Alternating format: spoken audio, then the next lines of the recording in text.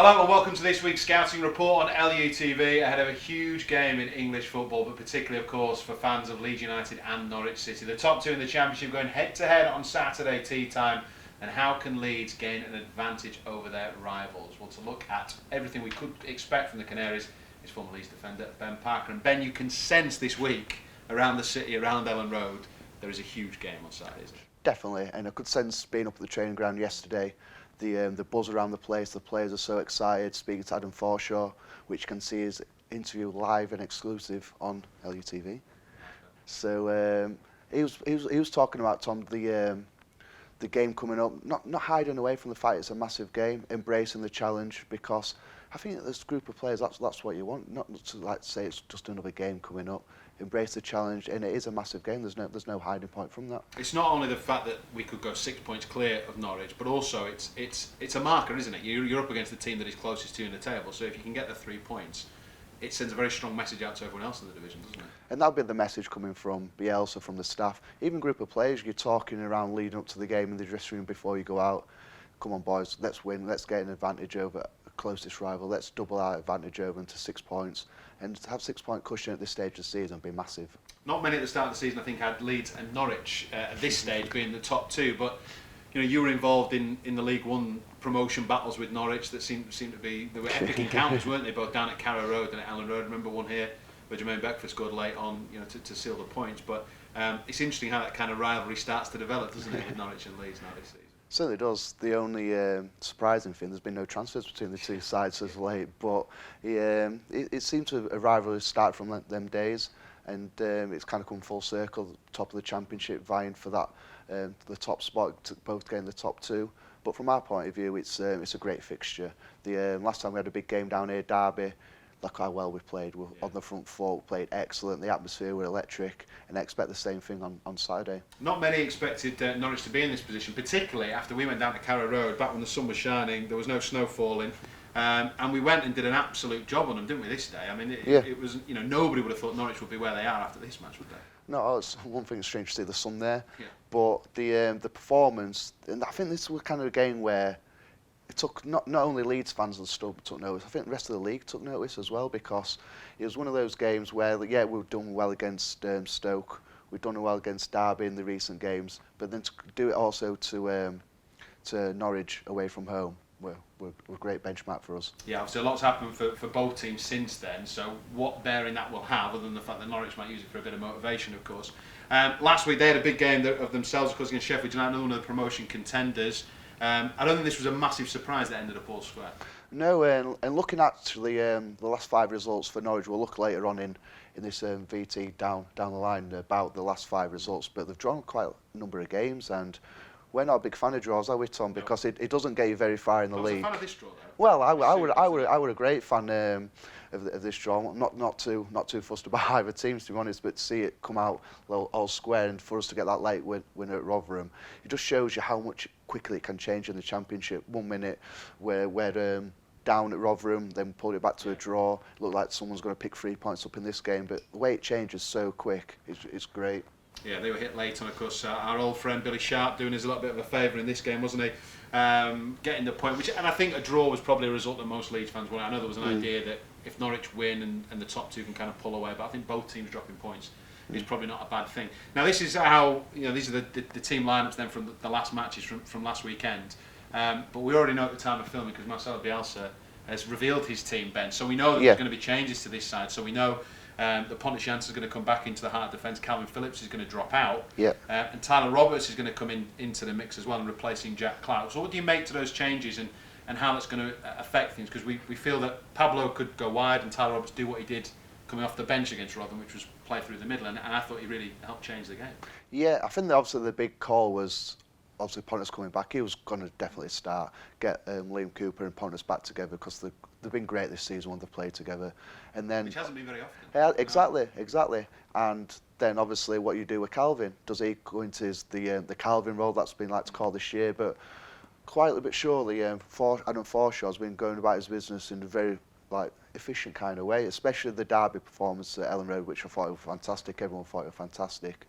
But it's an headache the manager, it's a good headache for him to have, because all of a sudden the squad's looking healthy, then got options from the bench. Unfortunately, Calvin's missed out, which I think is probably a big surprise, but it just goes to show the lads playing in centre midfield how well they've been doing in the recent weeks. Now, we have to give both managers a huge amount of credit. We've given Marcelo Bielsa loads of it, haven't we?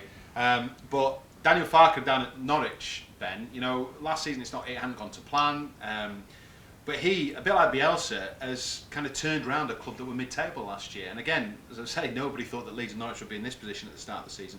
So looking at this Norwich side then, and we'll talk about Timo Pukki in just a second, but what are their big strengths from what you've watched of them and you've been doing your homework on them? You know, who are the players, or what's the style of player that we've got to watch out for? What can we expect from Norwich? By watching them, it's very similar to how we kind of play, kind of expressive football, kind of open, build up from the back. Obviously, Pukki is the main goal threat. It is a big danger, we've got to watch out for him. But like Bielsa, they've brought the two young fullbacks in, and they've hit the ground running like they've been playing for a number of years, like the seasoned professionals. And they've got the licence to bomb up and down. Aaron's has got 4 assists this season, Luther's got 2, so 6 assists coming from 2 young fullbacks has been great. They've popped up with an odd goal between them as well. So yeah, away from home they might seem to be a bit more conservative in terms of the stats, but going forward, they're still expressive and they kind of share the goals out and get the assists throughout the squad. So if their strength is maybe coming from wide positions deep, to combat that, and we're at home, so we'd expect to have the possession and everything else, it's make these guys defend, isn't it? I mean, that's as simple as that. It is simple as that. Push them further back. Yeah. Keep defending either lined up there on the edge of 18. Hope to see that majority of the time, because they're not going to get too much joy bombing forward. I don't think they'll want to be making them 80-yard runs all game, because one, they'll be absolutely out on the feet, and then two, come to defensive duties, they might switch off later on the game. So it's down to us. We're on the front foot, we're at home, just like we did against Derby. Keep pushing them back, because Derby couldn't get out of their own half at times, especially the first half. We're so much on top. The second ball's key, and I think the midfield battle as well. The 3 lads there for Norwich, they're no real big names, but what they do, they work very hard. They do all the ugly side of the game, like say pick up the second balls and then give them to the 2 wide men and Pukki up front.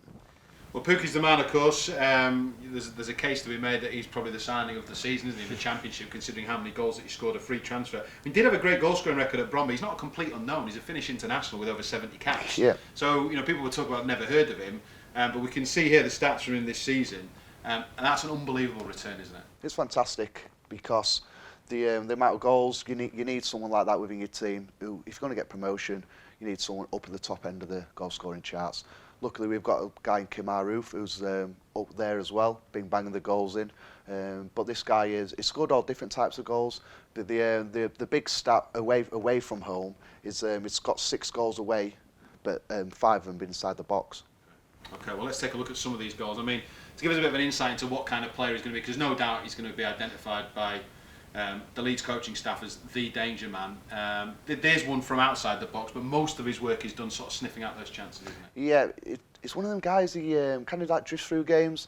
Sometimes they like link up, try and get involved, but then this is where he gets paid. Is in between that area where between the 6-yard line and the penalty spot. That's where he's getting most of his goals. All these 5 goals you're going to see away inside the box, away from home, he's in between that area. Look, he made the run, didn't get the ball, but he's always on the move. Balls fall to him nice, tucks it away. So for a defensive point of view from our side, don't switch off. You can't switch off. It might not be the first, second phase. Someone might have had a shot across, half cleared it, then the ball's been recycled, put it back into the box. That's where he's alive, that's where he's a danger. We're seeing here as well the flying fullback, you know, and again, Pukki on the shoulder here, just waiting for something to come his way. And in the end, you know, he's making these things look easy. I mean, these are the kind of some of the goals that someone like Alan Shearer scored. I'm not comparing 2 players, but I'm just saying it's quite easy to look at that and go, well, he's just tapping them in, he's close range, you know, but there's a real art form to that, isn't it, finding that space in the box? Yeah, I always find it funny when people label a striker and say he doesn't do anything apart from score goals. Well, I'd take one of the strikers all day long, because, like I say, it's a very difficult art to find yourself in the right position, right time, and that's a great finish, touch, swivel, finish. It's very hard for your defender to get set and make a block or make an interception. But the thing from our point of view, getting Pontus back in, getting Liam Cooper back together as well, they know each other inside out. They're a real solid threat together, and if we do that going forward, we've got that confidence, especially with Kiko behind us now. We'll look a really solid back four, back five. The real Scandinavian battle, that, you know, Yeah. the Finnish striker against the Swedish defender. This is how Norwich and the goals that they've conceded, scored away from home this season. This is how they kind of break down. And as we can see, you know, a lot from open play. They're not necessarily the most physical team, are they? They're a team that are quite happy to go away from home. They'll break it, they'll let you have possession of the ball. So from that point of view, do they come here and attack confident that they can score against us? I think what they kind of do throughout the season, playing away from home, if you look at the amount of goals scored away compared to the ones at home, there's a massive difference. They scored a lot more goals. Obviously, there's been a lot of 3-2s, a lot of 4-3s. They find some time from I don't know where. But you might suggest they play a bit conservative, not as expansive, but they're very far from that. They still play the same way, whether they're at home or away, and that makes them a dangerous side because when you set up your home team, you're on the front foot, but they'll utilise the space in behind, especially like we touched upon the full backs. And the two wide men's as well, especially Hernandez is in some form at the moment. But the way we've been playing, especially at Elland Road, we shouldn't fear anybody. No, and you know how we kind of deal with them defensively is going to be an interesting. But what are we looking at here, Ben? What they do manage to get bodies into the box. I know it's set pieces, so naturally they're going to have bodies in there. But they seem to score different types of goals. They're not just labelled a set piece team away from home. They're just not a counter attack, because I don't think they've scored a goal from the counter attack or just from open play. So it shows that they can get different types of goals. Again, we've seen the Pukki goal there. But all these goals, you see bodies are in the box. So the manager is encouraging the players to get forward in positions. Okay, we talked a lot about the positives of Norwich from their point of view. But what about the negatives? What about the ways that we can maybe have some joy against them? The goals that they've conceded away from home, not many. I mean, only 13 goals conceded away from home. Maybe a suggestion there that I mean, there isn't any necessarily major point as the open play or the set piece of the way that they've conceded their goals. But I suppose it's about putting concerted pressure on them, because if you look at their home form, you know, they've picked up a huge amount of points. But you mentioned their 3-2s, 4-3s, 2-2 last week. Yeah. They concede, don't they? But I think they know that they could outscore their opponents. Is that how they? Is that kind of their approach to games? I think that's where they've been for the majority of the season. And looking at the last 5 results, which we'll look further on down the line, the last 5 they've conceded in every game. So that gives us a lot of confidence, because they might be set up kind of structured, like rigid as well. But from one reason or another, they do concede goals, whether it's ball watching, switching off at vital seconds. And the amount of clever players we get, especially in that little pockets in between the lines, the back four, the midfield three, that's when we come into our own. We're probably arguably the best team in the league, having the creative players. Obviously, Pablo's the main threat with that. But like I say, they've got plenty of numbers. They're trying to build out from the back, and they win the ball in this game to Bristol City within 6-7 seconds. The ball's ended up in the back of the net because, for whatever reason, they're not recovering quick enough. They're probably not communicating enough. And if you're from Norwich point of view, there's sloppy goals to give away. But these type of goals, you could easily see us getting on Saturday, because we've got Pontus back in that from a set piece, and then the goal just before that, I said, at Bristol City, winning the ball back high and counting on really quick. Okay, these are the combined statistics from both teams' last 6 matches. And I suppose one of the more telling things for me, because you know, a lot of these statistics are quite similar, but the possession is markedly different. So again, you know, Norwich aren't a side, although they play out from the back, they're not a side that maybe rely as much on possession as we do. So that might be a big factor come kick off on Saturday afternoon or Saturday early evening, because Norwich, their team probably like say build up like we do, but they might be really wary of us, and I expect them to be wary of us, and expect them to turn up like majority of teams do at Elland Road by sitting a bit deeper. So I expect us to have a lot of possession, but it's up to what we do with that possession. Can we move the ball quick? Can we have a high tempo? If we have a high tempo, it's very hard for the midfield in Norwich to get set and to kind of screen the back four, because, like I said, the 2 full backs, they like to bomb on. The 2 centre halves, they like cover around them. So if we can move the ball quick and exploit that space, then we should get quite a lot of joy from that. And I think they'll probably be quite happy with that, won't they? I mean, they'll expect, you know, to not be with the ball for the majority of the match. And will they just come to play on the counter-attack? I mean, is it the classic away strategy from Norwich, do you feel, on Saturday? It's a catch-22, because if they do turn up to have that game plan, I think that plays into our hands. Yeah. And then also, on the flip side of the expansive game of football, I think if we're going to go toe-to-toe with us, you've got to be a very, very good team, because there's not many teams that can do that. And I think that'll kind of play into hands. So for Norwich, it's a difficult one to come and judge, because we're flying home. The atmosphere will be fantastic, and everyone's going to bring the scarves down, which is going to create another different class atmosphere. So it's all gearing up to be a great quality game, and it's going to be one of them games for a neutral as well. It's going to be exciting to watch. Yeah, I can't remember sort of the last time I've had that many people get in touch looking for tickets. To get tickets, is there any way of getting into the ground? You know, everyone wants to be there, don't they, for this match because of how it's set up. And just a word on both coaches. I mentioned Daniel Farke earlier on, but him and Marcelo Bielsa, it's a credit not only to them but their coaching teams as well to do what they've managed to do with the squad of players they've had. Because, like I say, both clubs mid-table last season, so the transformation and the relative budgets as well. Yeah. To get both teams first and second, they both deserve a huge amount of credit, don't they? And they're not two teams who've gone out into the transfer market in the summer and spent 12, 15 million on players here and there. They've had to actually coach, and that's a sign of a good manager, where you get a group of players, and look at Bielsa, it's basically the same team from last year, a few little additions here and there, but it's actually on the training pitch coaching, his staff's on the training pitch coaching, and the amount of work, the amount of detail they go in, it's second to none. It's amazing to see, and they get the rewards by being at top of the table. So the full credit goes to the managers, but Bielsa, the players, the staff, these are the type of games they've been looking forward to, and the type of the games they've probably sat down at the beginning of the season and pre-season they want to be part of. Yeah, let's take a look at, as I say, some of the recent results then. For both teams, because we talked a little bit about Norwich and Leeds. I mean, our recent results don't actually look that good, do they? But we'll take a look at ours first and foremost. I mean, it doesn't make actually great reading, that, does it, when you're looking at that, you know, looking at those 3 defeats. But that Rotherham game, I don't think we can underestimate how important that was, because going into this match, even with a point, I don't think would have been a good result at Rotherham, considering where Rotherham are in the table. So that second half turnaround has given the lads, I'd imagine, a huge boost ahead of Saturday. Unbelievable. In some aspects, it's probably like the best result and the type and how it came about best way possible, because showed a lot of character, showed a lot of determination from going, obviously being 1-0 down, to come back and win, get a goal towards the end of the game. Everyone goes away with a massive lift. So overall, it could probably have gone any better for us. And obviously the result down at Carrow Road as well tied in with that, which turned out to be a perfect Saturday for us overall. Yeah, it certainly did, because, you know, I can imagine the Norwich fans at Carrow Road, you know, they were up against Sheffield United, we were trailing, at Rotherham were drawing, I think, at that point, and they were probably thinking this is the perfect afternoon. But of course, these are Norwich's recent results. You say goals in the games. I mean, they're not keeping clean sheets, are they? I mean, you know, decent results nevertheless, considering who they've come up against. Even Birmingham have been on a good run. That was a good win for them the other week. But I think they'll be pretty satisfied with their form coming into this one. Well, yeah, but the 3 draws is a massive standout. It's like a traffic light. Is that logo there? But the draws, like we were saying earlier in the piece, Tom, you don't really get anywhere.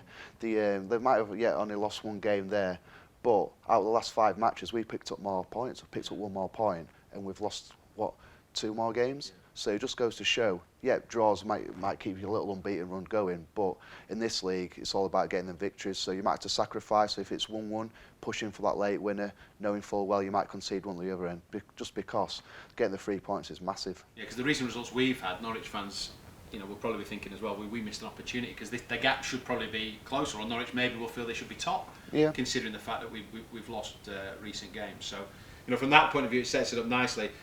Who needs to win more, do you think? Good question, Tom. Very good question. I think probably Norwich, they're chasing. I think for whatever reason, if it did finish as a draw, as you are, so the probably emphasis is for Norwich to come here, try and get the 3 points. But on the flip side, we're at home. We're going to, like I say, it's going to be a full house. The atmosphere is going to be electric. All the players are absolutely buzzing for this game. The ones we spoke to throughout the week. So go out and just blow them out of the water. Start really quick. Have a great first 20 minutes. Get a goal. Get 2. Get 5. I'm not bothered how many, but stamp your authority on the game and just show that we are the best team in the league. We're the top of the table for a reason. And that's got to be the approach, hasn't it? Because not wanting to sound too cautious, but it's one of those ones that some people will brand up as a must not lose. You know, don't let your opponents gain any ground on you at the very least. You know, if you're not going to win the game, make sure you don't lose it. Yeah, I get that that's not approach. Though, is it? You know, no, I don't think it isn't. I understand people, certain fans having that approach, but let's remember who we are at the moment. We're top of the table team. We're full of confidence. We've got the best manager in the league. A group of players who are buzzing for this game. A group of fans who are electric for the game. Let's go into Saturday tea time and blow them out of the water. It's probably, I mean, even including the Premier League, it's probably the biggest game I think of the weekend. And we're both extremely biased, but I'm going to make that statement anyway. Yeah. Just finally, Ben, will it be a good game? I mean, can you see it being end-to-end? Is it going to be exciting? Are there going to be lots of goals? How do you sort of see the game panning out? I think it'll be a high-quality game. I think longer this week's kind of build into it, and looking at Norwich in depth, looking at us as well, especially at home, I can similar go to it towards Derby, the type of our performance. That's not saying what Norwich are going to turn up. That's entirely up to them. But from our point of view, all roads are pointing down to a Derby-like performance from our guys, and that's all we can do, look after ourselves. It's going to be an absolute cracker as well. The atmosphere is going to be incredible. Ben's bringing his scarf especially. Am I? A few for everyone else as well. It's going to be great. If you can't be there, if you're not at Elland Road, make sure you join us on LUTV Live. All our build-up gets underway at 4:30. Remember, it's a 5:30 kick. If you can get your match pass at leedsunited.com. Elsewhere this week on LUTV, myself and Eddie Gray will be back with the big match preview. But Ben, thanks for your insight into Norwich. Hopefully we'll pass this all on to Marcelo Bielsa, because I know your preparation's not that thorough. So we'll pass this on to him and help him out. But we'll be back next week with the scouting report.